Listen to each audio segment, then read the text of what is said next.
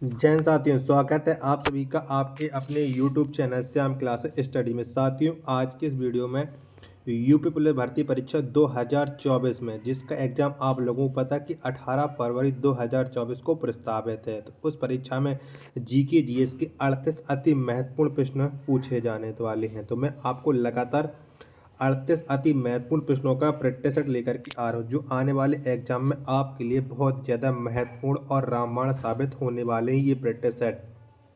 तो आप लोग शुरू से लेकर के एंड तक इन प्रैक्टिस सेट को करते रहिए। अगर आपको ये प्रैक्टिस सेट पसंद आए तो वीडियो को लाइक, कमेंट और चैनल को सब्सक्राइब करना ना भूलें। और इस प्रैक्टिस सेट को आप अपने सभी दोस्तों के पास जरूर शेयर कर देना, जो आपके साथ इस बार यूपी पुलिस भर्ती परीक्षा 2024 में सफलता हासिल करना चाहते, क्योंकि इतनी बड़ी भर्ती प्रक्रिया आने वाले समय मुश्किल है आपको देखने को मिले।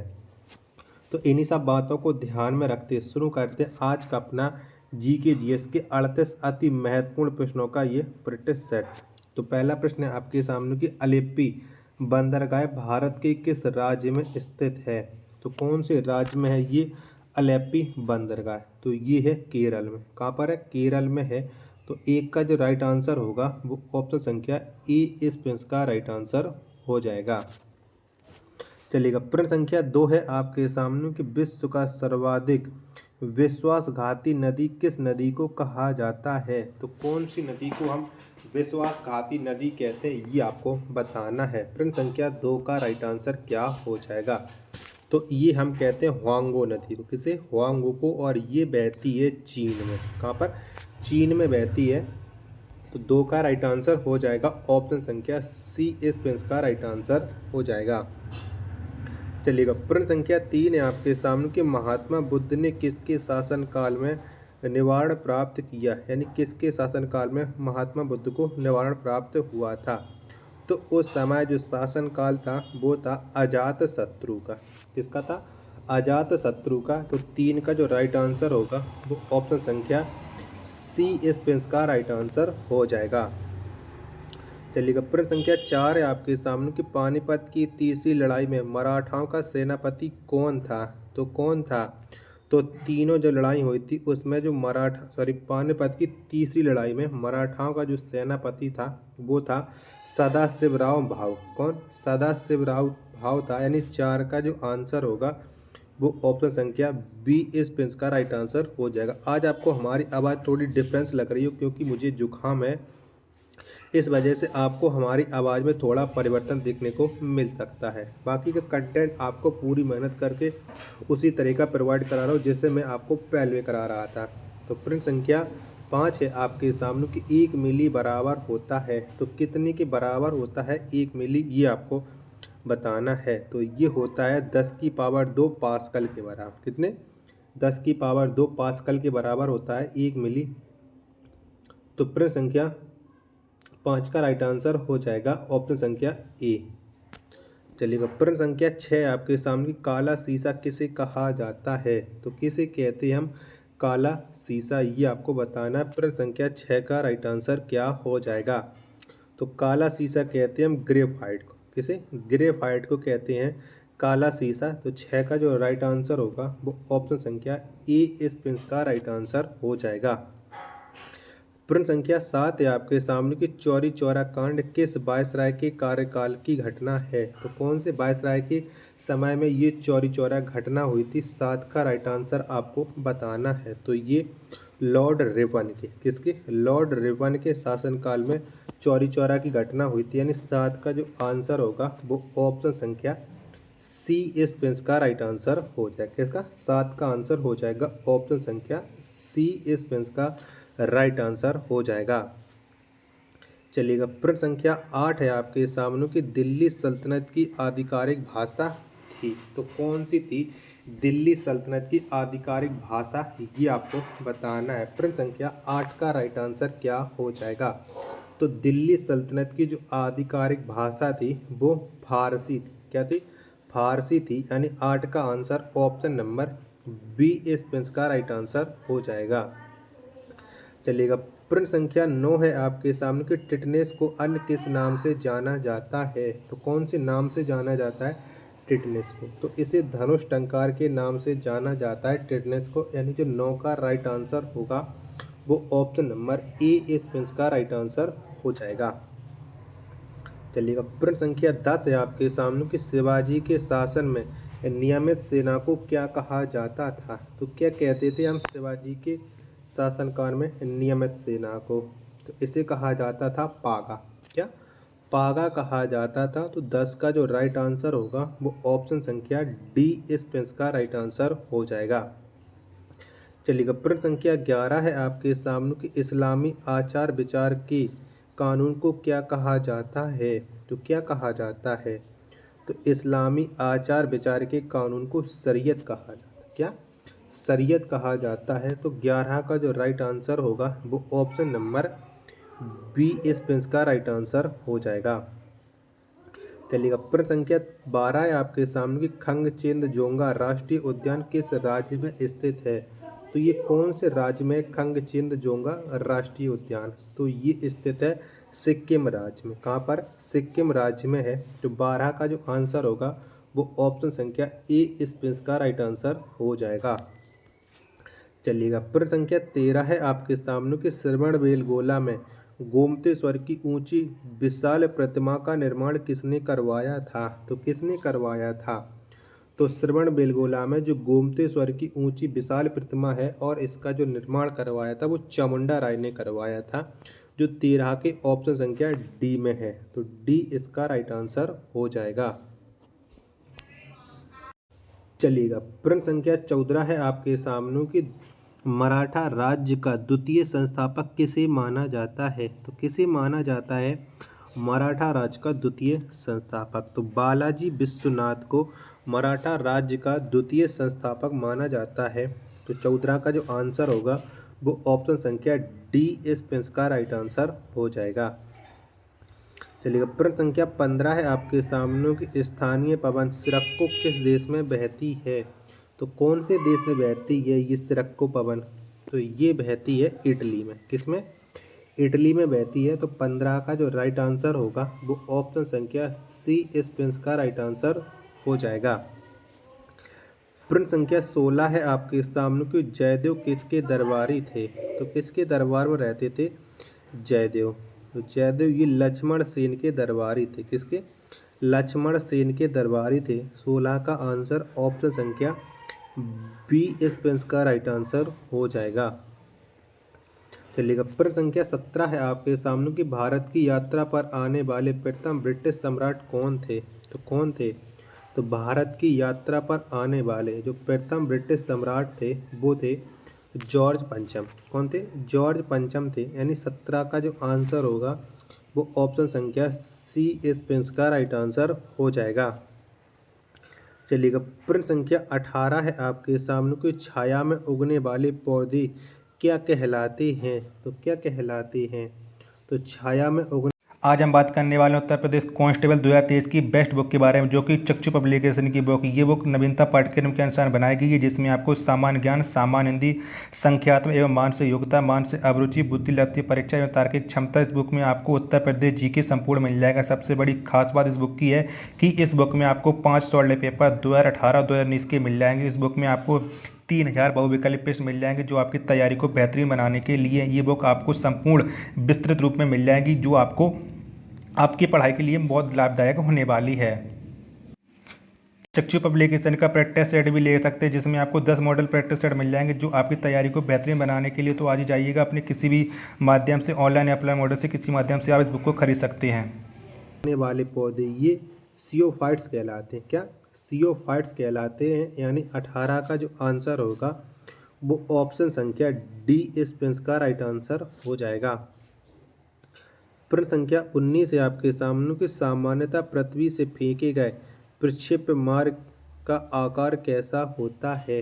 कैसा होता है? तो सामान्यतः पृथ्वी से फेंके गए प्रक्षेप्य के मार्ग का जो आकार होता है वो परवलयाकार होता है। यानी 19 का जो आंसर होगा वो ऑप्शन संख्या डी इस प्रश्न का राइट आंसर हो जाएगा। प्रश्न संख्या 20 है आपके सामने कि गुजरात में खेड़ा के किसान आंदोलन का नेतृत्व किसने किया था। तो किसने किया था? तो गुजरात के जो खेड़ा आंदोलन का नेतृत्व किया था वो महात्मा गांधी ने किया था। किसने? महात्मा गांधी ने। तो 20 का जो राइट आंसर होगा वो ऑप्शन संख्या डी स्पेंस का राइट आंसर हो जाएगा। चलिएगा, प्रश्न संख्या 21 है आपके सामने कि बांस किस रूप में वर्गीकृत है, यानी बांस को किस श्रेणी में रखा गया है। तो बांस को रखा गया है घास की श्रेणी में। किसमें? घास की श्रेणी में। 21 का जो आंसर होगा वो ऑप्शन संख्या सी स्पेंस का राइट आंसर हो जाएगा। चलिएगा, प्रश्न संख्या 22 है आपके सामने कि दिल्ली अभी दूर है किसने कहा था। तो ये किसके द्वारा कहा गया था कि दिल्ली अभी दूर है। तो इसे कहा था निजामुद्दीन औलिया ने। किसने? निजामुद्दीन औलिया ने। तो 22 का जो राइट आंसर होगा वो ऑप्शन संख्या बी स्पेंस का राइट आंसर हो जाएगा। प्रश्न संख्या 23 है आपके सामने कि ओम नमो भगवते वासुदेवाय किस संप्रदाय का प्रमुख मंत्र है। तो ये कौन से संप्रदाय का मंत्र है। तो ओम नमो भगवते वासुदेवाय ये है वैष्णव संप्रदाय का मंत्र। किसका है? वैष्णव संप्रदाय का। 23 का आंसर हो जाएगा ऑप्शन संख्या बी स्पेंस का राइट आंसर हो जाएगा। चलिएगा, प्रश्न संख्या 24 है आपके सामने के शरीर में निकलने वाला विषैल पदार्थ निम्नलिखित में कौन है। तो कौन सा है?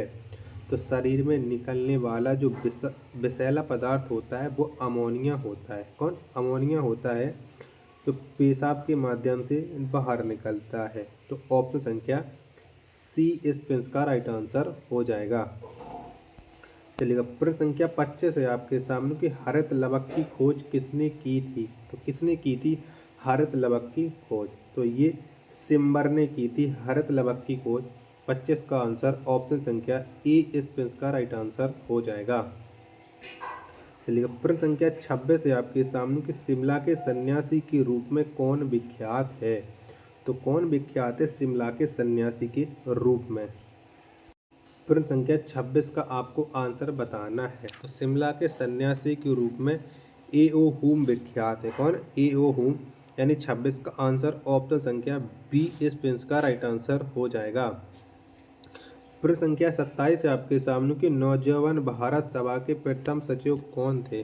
तो कौन थे नौजवान भारत सभा के प्रथम सचिव। तो ये थे भगत सिंह। कौन? भगत सिंह थे। 27 का आंसर ऑप्शन संख्या सी स्पेंस का राइट आंसर हो जाएगा।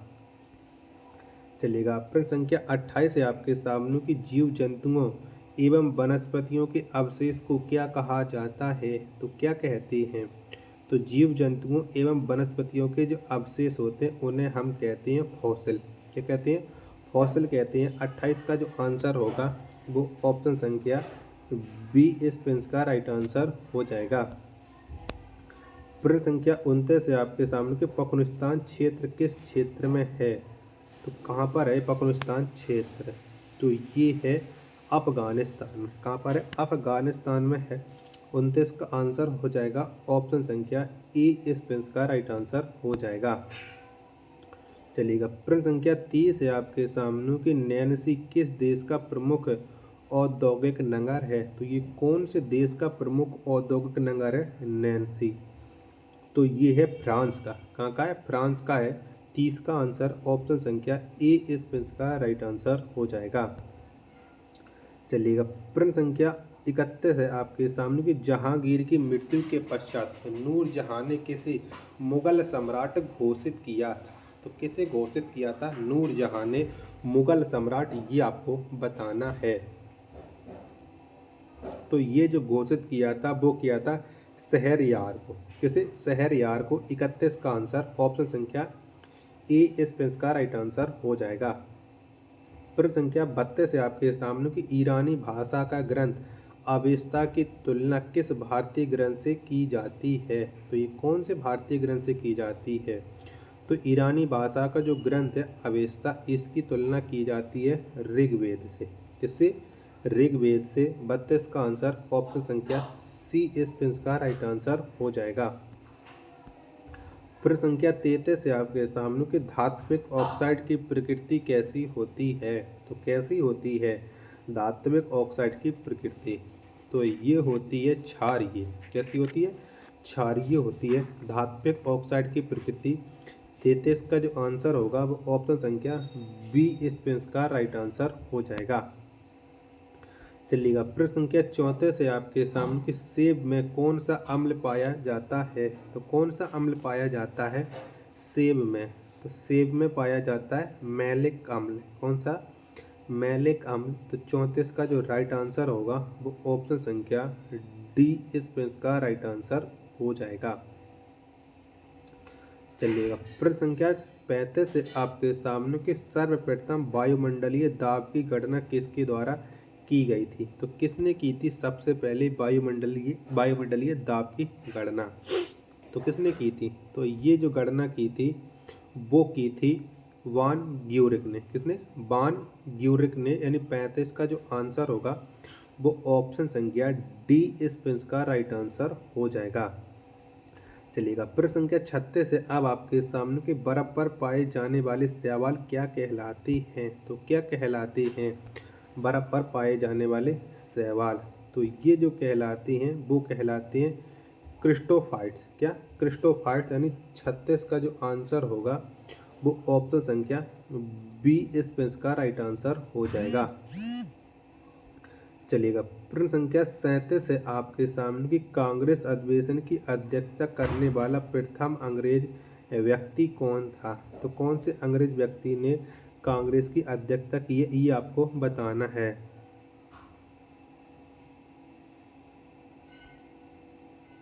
तो इसका राइट आंसर हो जाएगा जॉर्ज यूले। कौन जॉर्ज यूले। 37 का आंसर ऑप्शन संख्या डी इसका राइट आंसर हो जाएगा। प्रश्न संख्या 38 से आपके सामने की असहयोग आंदोलन के कार्यक्रम का अनुमोदन कांग्रेस के किस अधिवेशन में किया गया था। तो कौन से अधिवेशन में किया गया था। तो ये किया गया था नागपुर अधिवेशन में। 38 का आंसर ऑप्शन संख्या सी इसका राइट आंसर हो जाएगा। और प्रश्न संख्या 39 से इस प्रश्न का आंसर आप लोगों को कमेंट बॉक्स में बताना है कि all India trade union Congress की स्थापना किस वर्ष की गई थी। तो कब की गई थी इस प्रश्न का आंसर आप लोग कमेंट बॉक्स में बताओ। अगर आपको ये वीडियो पसंद आई हो तो वीडियो को लाइक कमेंट और चैनल को सब्सक्राइब करना ना भूलें। मिलते हैं अपने नेक्स्ट वीडियो में, तब तक के लिए धन्यवाद।